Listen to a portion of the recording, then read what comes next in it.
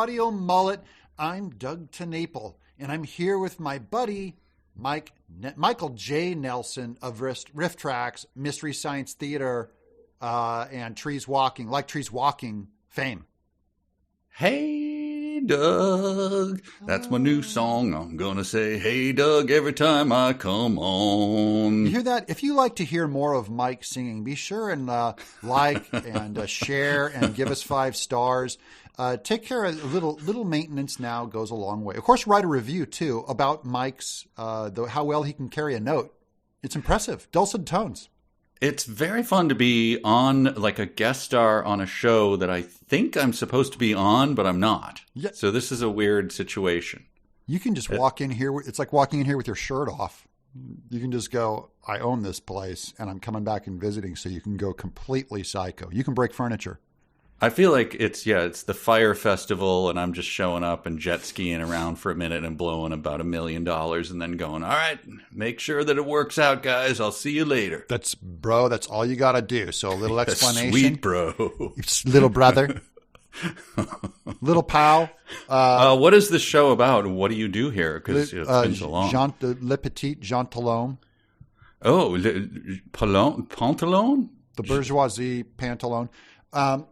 Well, Ethan Nicole is sick as a dog. Oh, coronavirus. Yeah, he's back. out. Done. Now, real quick, Mike, just put everyone at ease about this UFOs. This is another Area 51 thing. The coronavirus does not exist, right? Oh, certainly not. It's like leprechauns or Basque people. It's a made-up thing, and there is no such thing. Yes. Yeah, it's like compassionate conservatism. There's no such thing. Right. It does not exist in the real world. It's fun to talk about online, but once you log off, no such thing. I checked the tracker, and I almost died in a car wreck just checking the coronavirus tracker.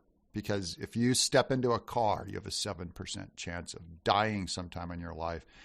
You will not. No one I know has the coronavirus. No one listening to this right now has the coronavirus, nor has even heard of someone who has the coronavirus. There's like 5 dots around the U.S. on some stupid map. Guys, calm down. It's just the coronavirus. It's the climate change of medicine. Did you? I have long said, and I think I may have told you this, that when I would get the flu, my wife is one who she will get the flu and she will bound out of bed the day after the flu and go, well, I'm going to go build a barn. I'm going to go save 100 children from a burning bus.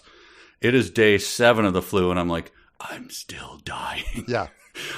And so I don't go into work and I don't infect other people. And I get these weird calls where they're like, are you okay? I'm like, I have the flu. The flu kills 40,000 people in the U.S. alone every year. Yeah. So please leave me alone. So anyway. Which is 10 times the death count of the coronavirus right now. The normal seasonal flu that no one's afraid of. They're not wearing masks. It's so bizarre that people, I've often thought that the flu not being attacked as a national thing, it's like every year there are, and I hate to invoke this for this reason, but like 10 9/11s of flu deaths, and people just go, what are you going to do? Yeah. You got the flu. Got the old people, got the people with poor respiratory already, and a higher percentage of people in China that has third world medicine, and they smoke from the age of 15. Right, and they don't swallow their spit, which I find odd. But yeah, they're always hawking loogies and spitting on the ground. Hawking loogies on planes and on the street.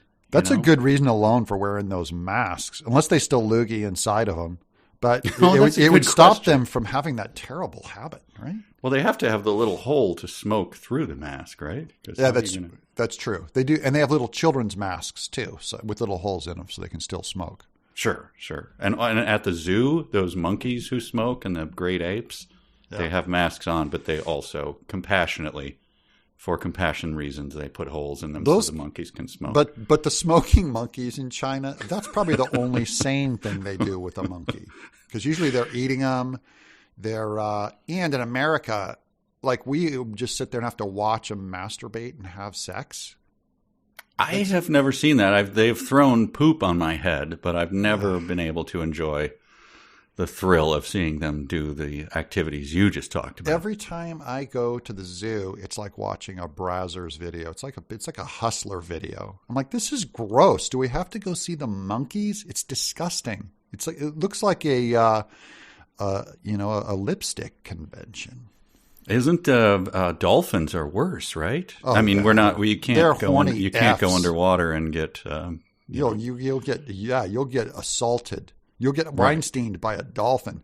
It's disgusting. And Mike, you notice this? These are all the animals that all the climate change people worship. They're all, the monkeys are 98% just like us. No. I married the beloved Miss Tenaples. She is not 98% monkey. I would just point out that might be true in terms of the genetics, but isn't that also true of earthworms? Yeah. So, I mean, stop making the comparison. That's just kind of dumb. And they're all, monkeys are so beneficial to us. And dolphins have the prefrontal cortex brain, and they're just like 10 times more likely to rape you. That's what I'm saying. Okay, so they're smart. There's a lot of people who are smart who I don't want around me because they will knife me and take my money. And I think dolphins, if you were to put a translator on them, they're like, I hate you all. I wish I was a quadruped, and if I get out of this water, I will knife you, take your money, and live in your apartment. That is what they would translate. It would say, "Put more women in the water, please." Yes.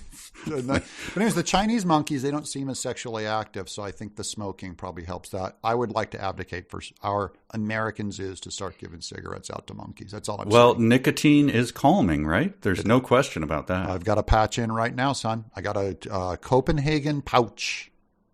Oh, I thought you said you have a patch in, which would be, I guess that'd be something you could do. You could put a patch on the inside of your cheek and gums. Yeah, instead of doing a sticker on your arm, I just stick it to the roof of my mouth.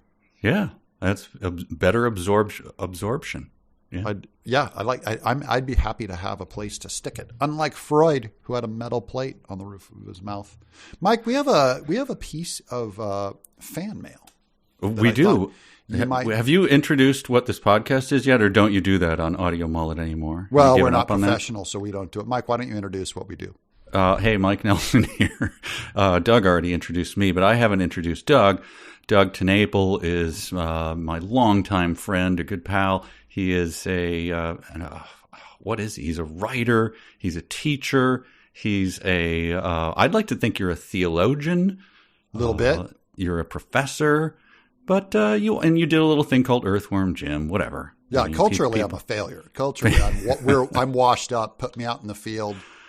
He is now on what we call in French numero 20 of Bigfoot Bill. Am I right? Yes. French people, tell me if I'm right. You're really coming along with your I really am. You'd never, guys, we're making a little joke because I'm always teasing Mike that only pussies learn French, and he would never do that to us. So that's why he's cracking that. I'm currently learning French. But no, Doug Tenaple, a great man, a good friend, and the host. That's so sick. I don't even have that podcast. coming to me. I don't have that coming to me. But here's our letter from, this is from a random, Twitter handle. It's Helbrick45, so it's okay, from Duluth. He says, I got AIDS from a gal, Mike.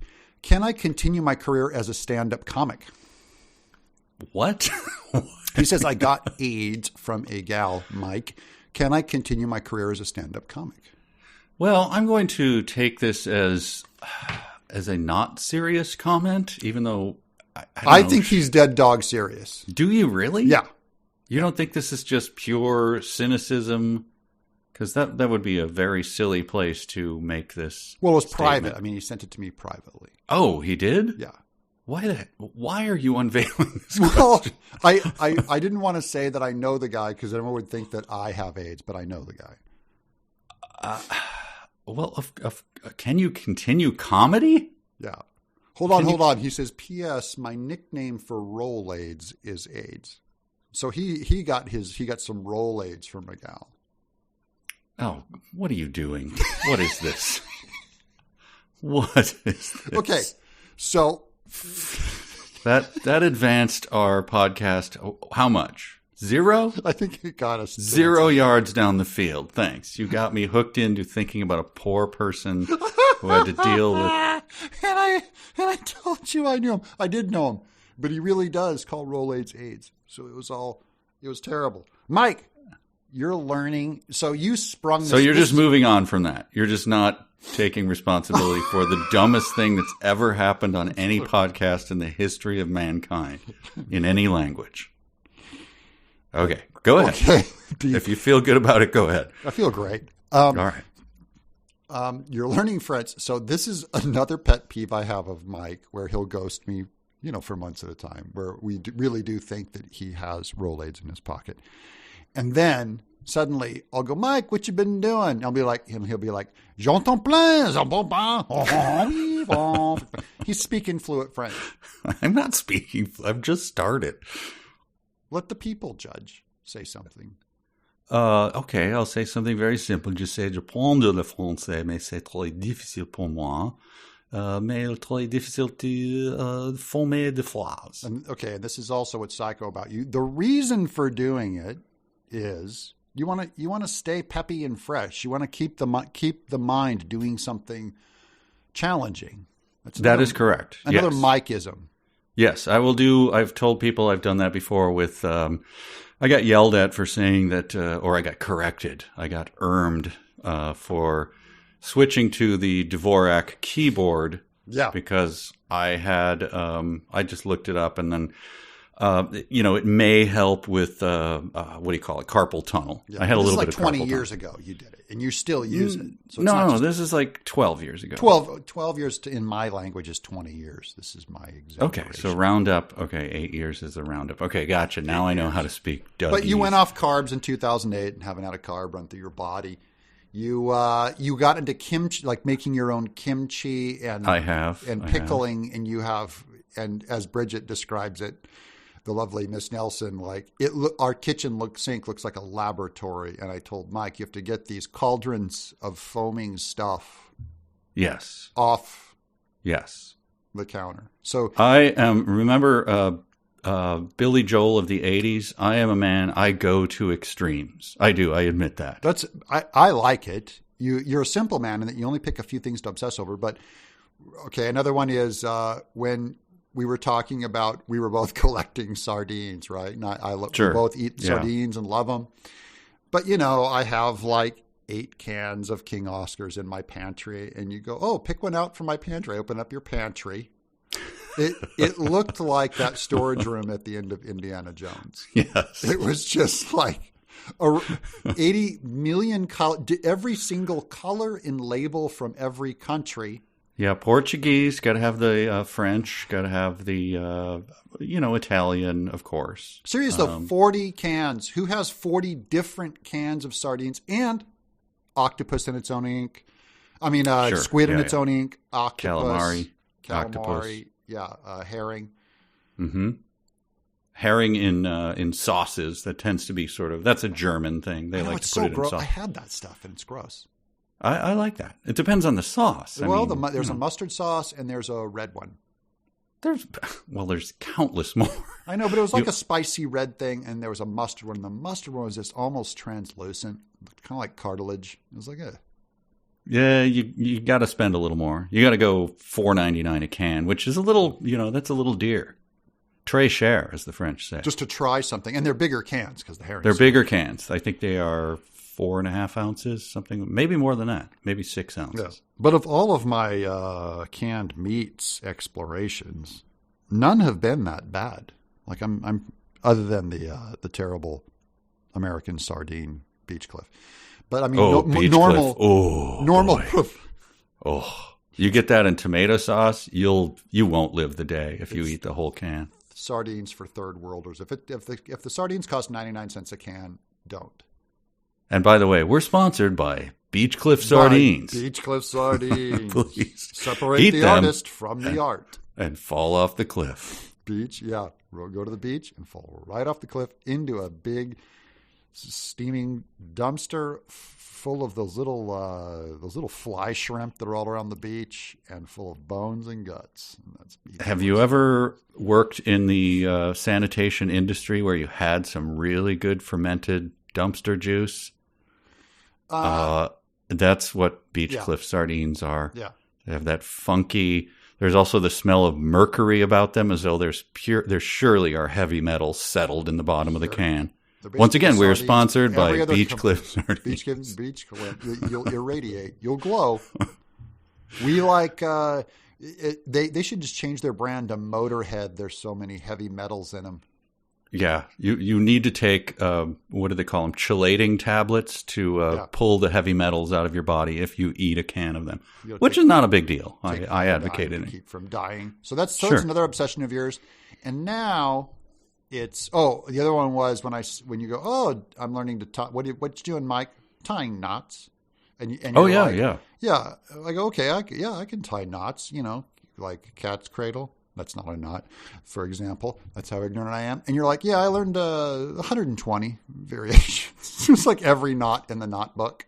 I look down to my left. The post of my desk that I'm standing at has I believe I have a sailor's hitch tied to it right now. And during the day, I will just tie a bunch of different knots and keep up to date on them.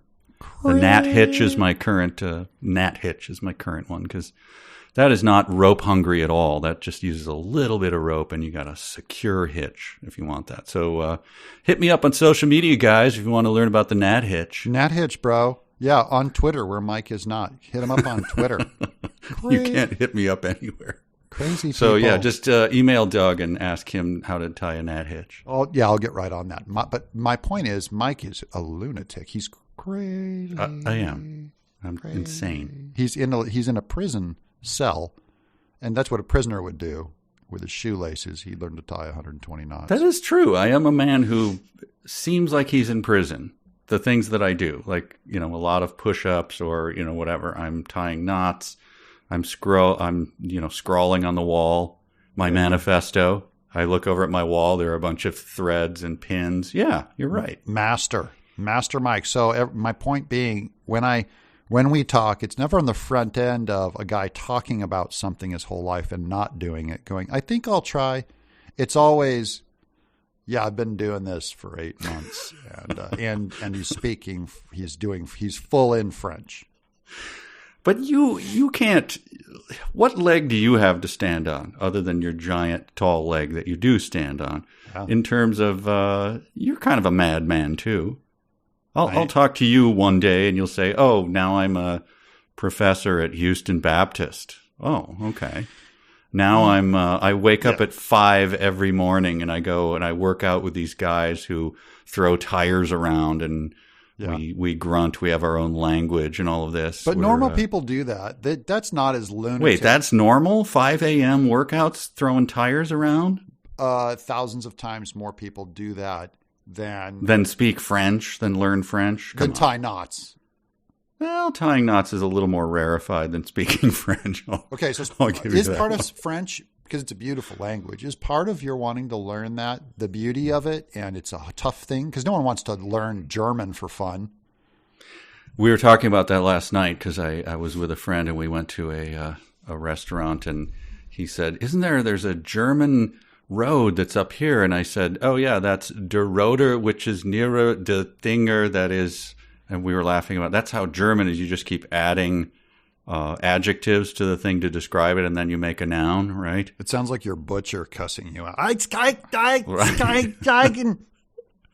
So yeah, I don't think that people do German for its beauty, although there are many people who think it's a beautiful language. I don't think that French is particularly beautiful.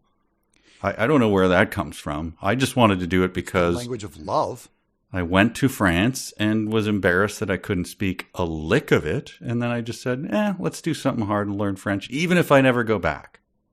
I went to France twice, and I wasn't embarrassed that I couldn't speak. I was embarrassed that they treat all of us like assholes. That's because you walked up all 6 foot. You're 6'8", right? Yeah, I'm all bro. I was in this nice restaurant. 6'8", and you're like, hey man, Yeah, well, if a guy wants to do a little frisbee down by the La Plage, can a guy get a frisbee from Garçon, or is that going to be a problem, dude? Yeah, I'd like to sell my paintings, and I showed him my paint by numbers. Right. And I'm going, can I go to the Louvre or something and sit out front and sell my paintings, bro? And also your hilarious spit take over their wine that they presented you when you went to, and then you laughed as you spit it all over the guy's pants. They're like, yeah, I don't know. Does this come in a box? Does Bordeaux make a? Where's the Bordeaux box? So where were you in France? Where did you go? Well, I did go to Bordeaux once. I was a guest of a guy who had a winery in South France.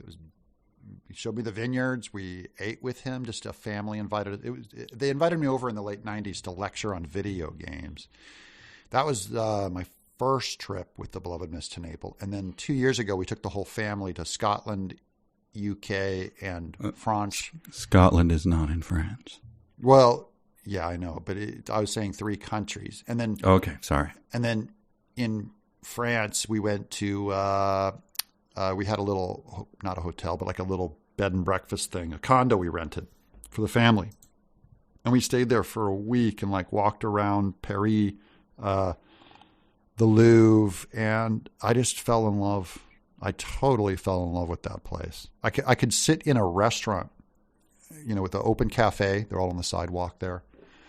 And I would like just order a steak, and I'd sit there and smoke a pack of cigarettes while I ate with the children at the table. And everyone else, it's the greatest thing in the world. The waiter's smoking. They have it figured out there. A beautiful woman rides a bike by in a big flowing sundress, and the man has a 3-piece suit walking around. I'm just going, this is the greatest place I've ever seen. Their philosophies so wrong. Yeah. Yet the way that they actually live out their lives, so much is right. They have a special joie de vivre, as they say here in Tennessee. Joie de vivre. Joie de vivre, yeah. I was struck by that too. I think there was actually, in my mind, it is probably made up, but the La Femme, Le Jeune, coasting down the road on the bike with the little dress on, with an actual baguette in the back, which are a huge thing, still a huge thing. Everybody has the baguette. Still beautiful flowing hair. Oh, that's gorgeous. This is and feminism. Smiled at me, and I said, I'm going to stay here. Yeah. And then I also loved how they do a thing like in Minneapolis, especially in Minnesota, everyone here is a rule scold. Yeah. Like if you park a car for a second and you go like, hey, I'm just running in here, honking, notes on the window like, how dare you, sir? And this is supposed to be a nice state. In France, park a truck in the middle of the street. The guy behind you gets out, smokes for a minute, goes and buys a steak, fresh groceries, and loads them from the farm down the street. And it's just like, hey, if you can find a way to do it and you can get away with it, just do it. So there's more freedom there. When did you last go and you were embarrassed and you last go? When did you last go and you were embarrassed? Dernier septembre, last September. Last September. See, you fell in love like me, and then you go, I'm going to speak the language. Yeah. I mean, I was in Provence, Gigondas, and not many people there speak it, kind of at the places, because it's wine country, obviously, and it was the vendage, the harvest of the grapes. So it's basically just farm country. So you go to these little towns and you go to eat lunch and you start speaking English. They just go, sorry, pal. And I was embarrassed by that. Like, how can I go in the middle of somebody's country and not speak a word of their, not a word. So you're prepping to go back. Well, I'm not even sure if I probably will at some point. The good Lord willing and the creek don't rise, but mostly just to do something hard so I don't feel like retroactively. Then I can maybe email those people and go, hey, you remember this big guy from Minnesota who came into your restaurant 10 years ago? Hey, I speak French now, if you want me to ask. I can order off your menu. Right. I can pronounce the silent X. Right. And your strange combination of random combination of vowels and consonants. It's like they pulled out a Scrabble word and they just gave it a shot at pronouncing it, and that became the word. For what it's worth, though, don't you think that French is just it's like lazy Latin, whereas English, we've accumulated, Norman, Latin, Romance language. We have so much garbage in ours. Like you come to the United States and you try to speak English and you try to sort out there, and two, and two, and you go, what? Why? And half our states are named after Mexicans. The other half are named after Native Americans. Right. It's madness. So I think it's a little bit easier, although obviously if you've been a monolinguist, it's tough to go into another language. But once you pick it up. I'm an extreme monolinguist to a point but anyways, I was inspired by you, and because we're going to Japan in May, I go, maybe I can learn me some Japanese. Yeah. I think you should. So here's my tip for you. Yeah, give me the step-by-step. Okay, so learn some basics through one of the, like a Duolingo or something, and do the little ding, and you hit the picture, and you're like, oh, I feel good now because I understood what that was. Yeah, my daughter has been learning Icelandic because she went to Iceland last year, so she's got a real good grasp of whatever they call that. Oh, my sister's doing Icelandic too. It's very idiosyncratic, right? Because it has little bits of German and things Germanic, but it's also its own thing. She sounds like a Tolkien elf every time she says something. It's very Tolkien elven. She kind of looks like one too. She does. So, she's very she's tall, stately, beautiful, very Galadriel-esque. Yes. So you learn the basics, and then you give up on the little toysy, gamesy things that give you little bits of food, and here's a little Scooby snack when you got that right. And then you have to wade in and you just listen for a long time. Not at first. Listen short periods and listen over and over again to the same piece that has some interest to you. Like listen to something mildly interesting with a good voice. Sure. And then listen to it over and over until you understand it, and then you'll have a program where you can, click on those words and go, what is this word? What does this mean? And so you slowly, and then you just listen to it until you understand the whole thing.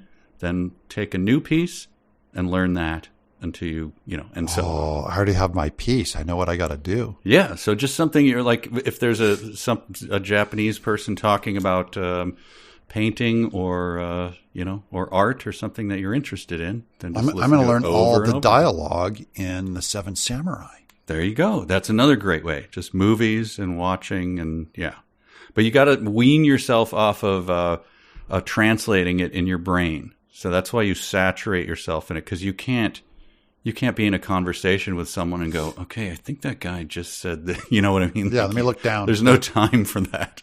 You have to be in the language itself. And so you have to saturate and just be in it and soak in the language without the crutch of, looking at the translation and going, oh, I got that.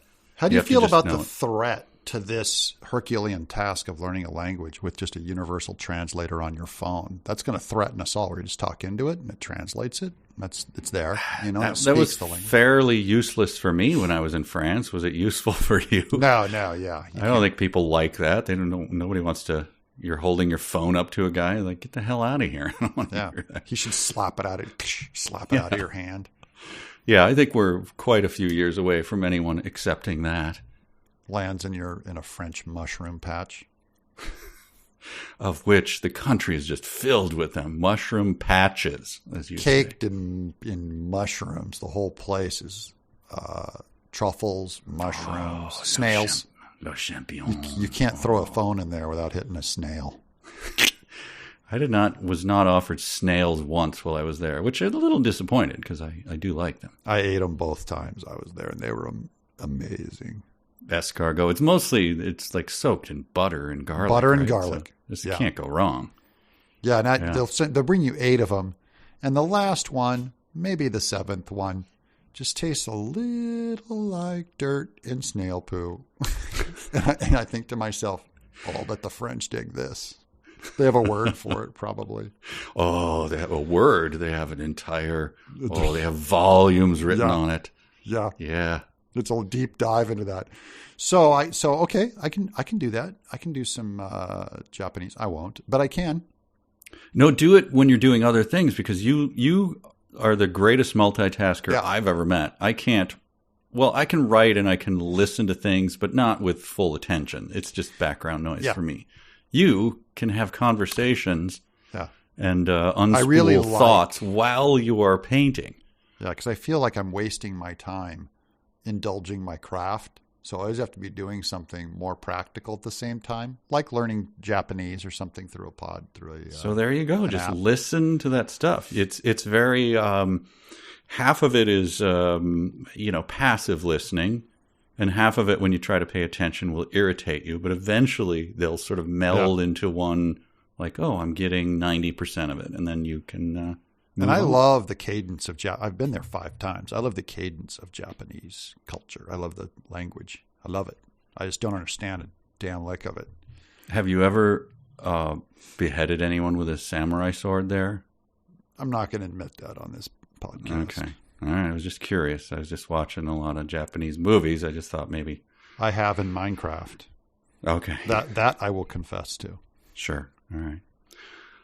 Do we have any important topic, or is this? I mean, this is important because a lot of people want to speak languages. We can talk about anything that's important, Mike. What's been bothering you? We can talk about. Did you go to church today? I did. We had a killer church service. I loved it. So maybe we can talk about going to church. Is going to church optional? Why go? Who cares? Old people, it's all ass backwards. Every time they do something little offend you, the music, the people are ugly. Why go to church? That's a good question. We had a very large young crowd today, which is not, we're a small church. It's not typical. But yeah, I think the same thing. As I've said to my pastor, Dave Berge, who does the podcast with me, Like Trees Walking. Like Trees Walking, that's available also on iTunes. You guys should sub and give them a great review. I've been listening to it for years now. It's fantastic. I think that Dave has never understood, because he grew up in the church, and I think he has great affection for the church and the fellowship, to use a church word. Whereas I, a pagan, a heathen from the outside, who adopted the church because I have no other choice, because I believe it to be true, and I believe I'm commanded to go to church. I said, if there were the commandment that was the opposite, you must never go to church, in a heartbeat, I would never go to church again. So to answer your question, like us. We were crafted in Mordor. So for us, yes, exactly. I'm an orc, and then it's like, go to church now. Go to Lothlorien and go hang out. I'm this filthy creature. So I don't understand. Now look, I'm being cheeky here. I love the people that I go to church with. These are dear friends. These are brothers and sisters in Christ. However, if I was told tomorrow you don't have to go anymore, I'd go, why would I sit there and listen? Sure. Why would I sit on a wooden bench and listen to music and then stand up and say things? I mean, it's madness if you don't believe. But when you do believe, it is deep and rich, and you are required to go. And it enriches your soul, and And it's a family. It's a unique family where you sit with your brothers and sisters. So I always feel like I'm missing out on family time. And look, lots of times you don't want to go do family events. This is your family. But when that's not going to be a sell for a lot of people. Like, it's like my family. Oh, and there's not even turkey. Mom's going to criticize me for not getting a job. Really, at church? No, it's not like that kind of family. I mean, like they're mi familia, their blood. They're very much going through the same kind of garbage that you are. They have the same guilt. They have the same. I'm not cutting it. This Christian walk thing. Praise does not come easily, so we have to write real hooky praise songs. So it might come a little easier, but praise doesn't come quickly. Right. None of us are. We were made for a union, but we are not made perfect yet. And so, And also, as I think Berge said it today, I think it's one of his favorite things, is remember everyone you meet, be nice to them because they are in the fight of their lives, whether you know it or not. Oh, that's a good one. That's a Lewis quote. Is that Lewis? Okay. Yeah, it's something like that about if you ever grasp what the human soul is, he puts it like that every soul that you meet is in some kind of giant catastrophic battle. And they appear to be trivial, like, oh, they have it so easy, or we can't empathize with other people's pain. We empathize with our own all the time. But you go to church, and man, I saw a lady a couple of weeks ago. She was sitting 2 pews in front of me just weeping, like during the sermon and during praise. And she's just bent over, and her husband had his arm around her, and she was just seemed to be inconsolable. And she walked out, halfway out. The couple did, and I went out in the foyer I was ushering. So I followed them out, and I said, is there something I can help you with, or I can pray with you? And she just said her friend that day was 31 years old, and like some weird aneurysm happened to her, and she instantly fell into a coma. Oh my gosh. And was like on the brink of death. And I thought, I'm so glad she had the church to go to and to cry. And so I said, I'd like to pray with you. And I just held the man and woman in my arms just said, we just talked to God together. And then afterwards, they came back in the church and sat there, and they were better. But they're still just, I think about that. These people seem normal and shallow, and then suddenly they're facing life and death. Oh, yeah. Yeah, and I just don't see any other organization that even comes close to doing what, like every Sunday, there's an old fella. He's, he's a small, old, bent over guy. Yeah. I don't want to get too close, and I don't want anyone to identify, but he's a wonderful dude. He knows his Bible in and out. He's watching the whole world just collapse around him, and just death. And you're going like, he has almost zero in common with me in terms of our life experience and whatever. And every Sunday he comes up to me, his eyes moist with tears. He just loves it. He's like, Brother Mike, man, it's so good to see you. To see you in church every Sunday means so much to me. And I love when you read, and thank you, brother. And I ask him about his week, and we talk, and I'll pray for him. And I just go, maybe, I guess, if I was in a bowling league, but it's kind of unlikely, Yeah. I have a guy like that named Jonathan, old man, smiles all the time. He's the greeter that shakes my hand, and all the other dirt bags are doing fist bumps. What the F is this doing in church? Fist bumping. Don't fist bump me. You give me an embrace, or you give me a hearty handshake. So Jonathan still gives me handshakes. And my son's name is Johnny. Not Jonathan, but Johnny. But I always say, Johnny, you want to be like that guy, that old guy, right? Mm-hmm. He's a good guy. But he's always also eyes moist with tears. Just goes, oh, your family is so beautiful. I love you. And he just like wades in and just happy to hug anyone. And I love this guy. Yeah. Yeah, we, for a brief period in California, had a too perfect church because my kids grew up. So I became a follower of Christ when I was in my mid-30s. So our kids were really little. So I think my devil paganism didn't affect them that much. Yeah, because we got them into church when they were young enough to understand. Got them early, like a catcher in the rye. Got them early, yeah. And so we went to a decrepit old church, but it was vital. It was small, but it was pretty vital. And we had a good. And if it's San Diego, it's Millionaire Honkies. No, I'm sorry. When we started with them, it was in Minneapolis. So this was a good one. Oh, okay, not the San Diego one. And then when we went to San Diego, we went to one that was I guess in considering California, it wouldn't be a mega church because it wasn't 8 billion people. It was only like 4 billion people. Yeah. And there was no old people. And I remember walking in, and then no one really – there's a thing in California, hard to explain, and I hate to throw an elbow at my former home state. But they've already got it hard enough out there. No, yeah. Throw it hard. They've got that weather. Throw it. they're not really friendly even in church. And so we were sort of thrown aback by that. Like, no one's greeting us, and we're just kind of going into church anonymously. And I also see no one over the age of 55. And, you know, my kids were used to old guys coming and pulling their ears off and, you know, giving them candy, hard candy that they'd throw in the garbage later. And, have a Werther's original. Here you go, son. Brother. Look at that there. Look at that guy.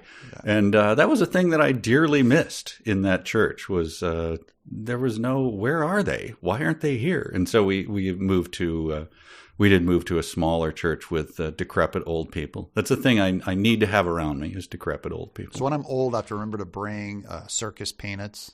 Like little bags of them. Yeah, the drier the better. Dry. Ones that just like they snap in half. Yeah, like orange those sugar-covered orange wedges. Yes, these were dear in my age, young man. Have a peppermint stick. Get a stick. I don't know if I've ever told you this. I may have said it. Black licorice. Oh, that's old I love people. Black licorice. Have a yabba zabba. Yabba zabba. I saved all the black jelly beans for you, young fella. Here's a Zagnut. Chico stick.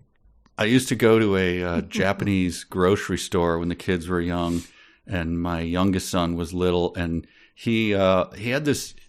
He was really cute guy. He had little glasses, and his hair was cut kind of short. He liked it that way. But he had these little blonde spots on his head that people thought were so cute. It was just the way his hair grew. And people would ask me, oh, did he dye his hair? I'm like, why would I let my 5-year-old dye his hair? But I'm in this Japanese grocery store where no one there speaks English except for the woman who checked us out could say, she patted him on the head and she said, oh, so cute.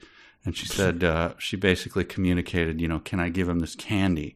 I'm like, oh, please. Yeah. Oh, no. Thank you so much. Sea urchin gelatin. So she does. She gives him like, guar gum and seaweed whip. And he starts chewing and he's so happy. He like unwraps it. He's smiling and she's like patting his head like, oh, so cute. I made and you he eat. starts chewing it and his face, of course, turns just like, oh. And he spits it on the ground, and then he scoops his mouth out with his 2 fingers to throw the rest of it right in front of her. Committed Harry Carey. Like, oh, and I have no way to communicate to her, like, I'm sorry. I'm sorry. I thought your candy was edible in Japan. So somebody had to come out with like a squeegee and clean up and I just had to walk out with my hands in the air going, sorry. I love being embarrassed. I love when kids do terrible things. I almost had that reaction when I was in one of my trips to Japan, and they would bring me candy. None of it edible. Was it sort of the gummy bean candy? Gummy. Oh, one was a bean curd bun shaped like Sanrio or something. Karopi, the frog from Sanrio, and I took a bite of one, and I go, "Oh, delicious!" Were you able to get it down? Yeah, barely. One bite. Oh, I'll save the rest of this later. It's too good. I'll just put this right in my suit pocket here. And my suit pocket's like full of the 50 other times they offered me candy. There's grape gelatin candies. And this is the thing with their candy is they can't eat our candy, right? Like a Milky Way to them would give them diabetes instantly. They're like a low sugar people. Yeah. Sugar isn't big in their cultural taste buds, so they don't just start their candy with sugar and then build out from there like we do. So no, they start with some whipped fermented bean, and then, a 1,000-year-old egg or blute or something, and then maybe a little bit of like powdered rice, which has a slight sweetness to it. Everything there tastes like it was a recipe concocted 800 years ago. Well, there's also the Mexican thing of doing the flavored salts as candy for kids. Yeah. Boy, that's a rough sell for me. You go to Olivera Street and it's like there's a big bun or there's a big thing that looks like a donkey hoof and it's got like a maple kind of thing over it and it's barely a glaze sweet. And it's salt. Yeah. Pure salt. I remember that too. Or the shakers have you had the like lime salt shakers? No. And you see the kids walking around and they shake it like we have flavored sugar, whatever. Little kids shake the sugar things into pixie sticks. Yeah. But this is salt with lemon flavor in it. Maybe that's why they can run so far, because they're always eating salt for candy. Is that your stereotype of Mexican children, that they can run so far? Or labor alone. Oh. I don't know how to say it without sounding racist. Down. Well, it's too late. Where should I have taken that joke if it's true that they're laborers, but that's a racist statement? Isn't it only racist if I think it's a genetic component and not a cultural component? Is it racist if it's cultural? I believe that you are right, yes. I don't think that there's anything wrong with pointing out things that are, first of all, how is that not a positive that they are industrious? But I guess anything that relates to, I don't know. I don't know what the rules are, but I think that anything you say, which I think stifles all conversation, to say about anyone, whether positive or negative, I find that bizarre that you can no longer say that, because then it's racist, meaning I hold a negative or, unflattering view of someone based on their genetic makeup. Yeah, I would never make fun of someone's genetics. That would be off. But their culture. Yes. Well, I mean, are you being racist when you say that French people like cheese, for instance? Is that racist? Fromage. Le fromage. Le fromage. Or they eat snails. Yeah, so that's a legitimate question. Is that racist? Let me know. Well, we know there's certain ethnicities that you aren't allowed to make fun of, so I wonder just if that just goes all the way out to their culture and not, I don't know. Yeah, but their culture is pretty monolithic in terms of their race. I mean, not now. They have a lot of, but their culture and their ethnicity are sort of bound together. They are proud of both. Is there some woke guy in France when someone says, "Oh, here comes another American drinking his light beer and going to Disneyland"? Are they going, "Hey, don't be racist"? Remember Martin Luther King? Let's go easy on that guy. Easy. I don't know. Did I tell you that? Maybe I said this on that. Take points away from me if I said stuff. I'm on a lot of podcasts. Yeah. That when we were in France once, Bridget was on a bridge in the garden of who was the painter who painted the garden? I'm so bad. Manet or Monet? Monet's garden, right? She's called out to a friend. She's like, Sally, come over here or something. And a guy far away goes, me. He mocked her, flat accent. And so she stood on the bridge and she put her hands on her hips and she went, and the guy threw his head back and laughed and walked away. And it was like a nice moment. So cute. I love people. Yeah. So that both was had a sense of humor. Yeah. She had no problem with that. He went like, I love the French. That's awesome. Yes. That's so rude. That's so like them. So like their genetics that cause them their to be genetics, that causes them to be horrible. Yeah. Oh, that is so good.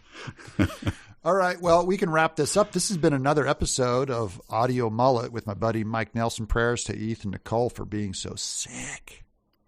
Well, Corona's not a big deal. He'll be fine. It's just a myth. This has been Audio Mullet. So long. Audio Mullet, a mullet of audio smashing you in the face. Audio Mullet, short in front, long in back. It's a fact. It's the Audio Mullet. All right, I'm recording. I'm seeing a nice fat signal. It's all looking good. And so we can. All right, you're recording? Yeah. Then we do 4 claps. So we can clap. Yeah. I'm gonna. Well, here's what I found. I'll sync these up and send the single file to Ethan. So I'll do that. I do that all the time. So we'll just do 4, 3, 2, 1 clap, 4, 3, 2, 1 clap. Okay, there you go. Just so we have 2 pieces that you can slide, and that works fine. Okay. All right. 4, 3, 2, 1. That was not right. How did your clap come before your clap one? On 1. Sorry. You clapped on 2. I know. I didn't make it clear. You clap on 1. 4, 3, 2, clap. Got it? Yes, I got it. This is going to be the stinger. Dude, you clapped between 2 and 1. That's how it. No, I clapped. No, you have a delay. That's why you're hearing it. No, because you're sequential. I'm not on a delay. I mean, no, I'm on a delay 4, between 3, us. 2, clap. It's that simple. There's no way your clap could jump in time and come in my ears before you say 1. Are we on the same page? 4, 3, 2, clap. Oh, I thought you said 4, 3, 2, 1, clap. Maybe I did. Okay. Je suis désolé. Clap Je on suis 1. désolé. Clap on 1. 4, 3, 2, 1. 4, what are 3. you do? No, you heard the delay. Do it again. Trust me. But you got to do it quick. So I clap on. You did. You did it right. Okay. 4, 3, 2, 1. Okay, that's exactly where it should be. You should hear that delay. That freaked me out. Yeah, no, that's why you do that, so that then you can line them up. All is klar. All is klar. That's German.